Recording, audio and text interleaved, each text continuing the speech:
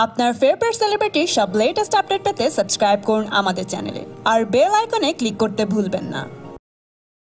শাকিব খানকে নিয়ে এ পর্যন্ত 22টি ছবি বানিয়েছেন বদিউল আলম খোকন। শাকিব খানের ক্যারিয়ারে অনেক হিট মুভি দিয়েছেন তিনি। এবার শাকিবকে বাদ দিয়ে তিনি আরিফিন শুভ ও মাহিয়া মাহিকে নিয়ে নতুন ছবিতে কাজ শুরু করতে যাচ্ছেন। তুমি আমার প্রিয়া নামের ছবিটির শুটিং শুরু হবে এই বছরের শেষার্ধে। এই ব্যাপারে খোকন বলেন, আমার সাথে মাহি ও শুভ দুজনেরই কথা হয়েছে। ওদের আনুষ্ঠানিক চুক্তি না করলেও ওরা আমাকে কথা দিয়েছেন কাজটি করার ব্যাপারে। খোকন আরও বলেন, যেহেতু আমি শাকিবকে নিয়ে আপাতত ছবি বানাবো না বলছি, সেহেতু আমি চাইলেই হুট করে ছবি বানিয়ে ফেলতে পারি না, কারণ তাহলে শাকিব বলার সুযোগ পাবে যে তাকে ছাড়া বদিউল আলম খোকন অচল। কিন্তু যে কাউকে দিয়ে ছবি বানিয়েও খোকন যে চলে সেটা আমি প্রমাণ করতে চাই।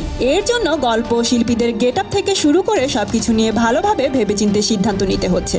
বন্ধুরা, শুনে তো মনে হচ্ছে শাকিব খানকে খোলাখুলিভাবে চ্যালেঞ্জ ছুড়ে দিলেন বদিউল আলম খোকন। তো আপনাদের কি মনে হয়, পরিচালক খোকন কি পারবে আরিফিন শুভ ও মাহিয়া মাহিকে নিয়ে সুপারহিট মুভি দিতে? কমেন্ট করে জানিয়ে দিন আপনার মতামত। আর হ্যাঁ, লাইক এবং শেয়ার দিয়ে আমাদের সাথে থাকুন।